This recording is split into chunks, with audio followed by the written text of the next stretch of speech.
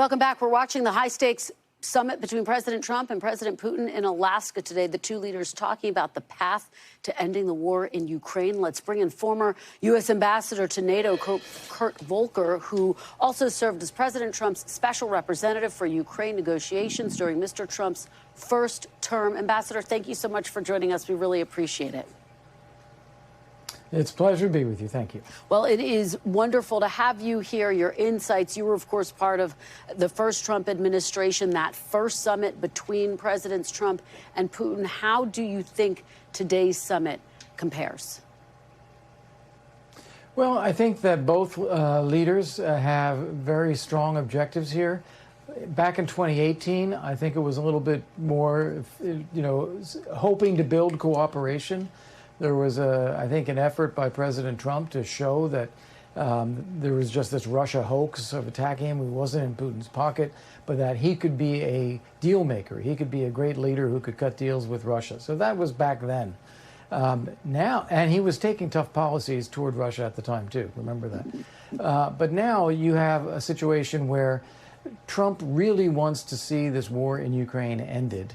And he is asking for an immediate ceasefire. Putin is rejecting that. He has maximalist demands and is trying to change the subject. So Trump's going to try to keep him focused on the ceasefire and say there's a pot of gold at the end of the rainbow if you do.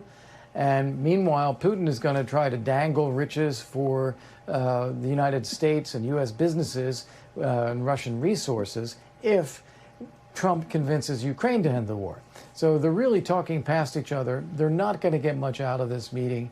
The most they'll have is a conditional agreement to another meeting with President Zelensky included as well. But then those conditions will keep changing, and Putin will never say that they are actually satisfied. Well, let me follow up with you on that point, because it's an important one. If what comes out of this is a conditional ceasefire, some type of conditional agreement, would that in essence be a victory for President Putin? I spoke with one Western official who said there cannot be strings attached at the end of this meeting.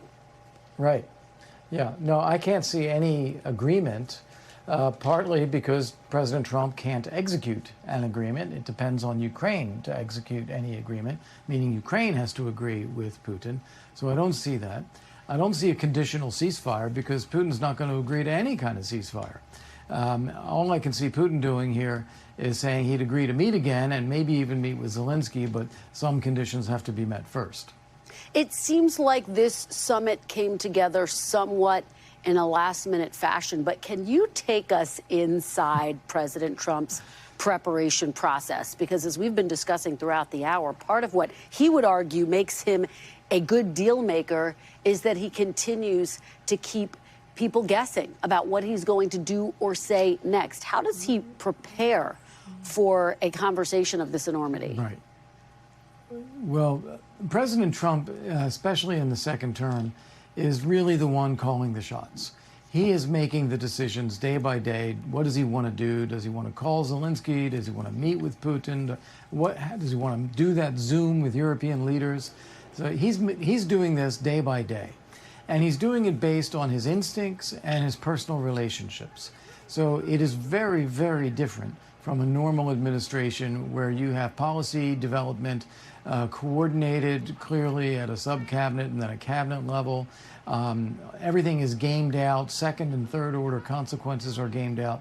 This is all very personalized diplomacy and personalized decision-making from President Trump based on his sense of who he's dealing with and what it takes to get a deal. You know, you said something really important, I think, and critical to what may be happening right now in this conversation between President Trump and President Putin, which is that President Putin will try to change the subject. He is going to try to talk about his agenda items, potentially doing business with the U.S., getting the U.S. to roll back some of the sanctions, maybe even talking about a new nuclear arms agreement. How much might that cloud the conversation? And when you have Secretary Rubio sitting there and Special Envoy Steve Witkoff, could they essentially help to rein the conversation back in?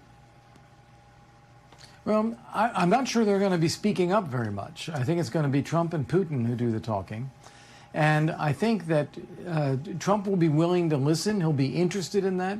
And it's just a matter of Trump being consistent and saying, Okay, that's all very interesting. We'd love to do that, but you got to end the war first. I hope that Trump can just be consistent like that. Well, we will have to wait to find out the answer to that critical question. Former Ambassador Kurt Volker, thank you so much for being here. We really appreciate it. We thank you for watching, and remember, stay updated on breaking news and top stories on the NBC News app or watch live on our YouTube channel.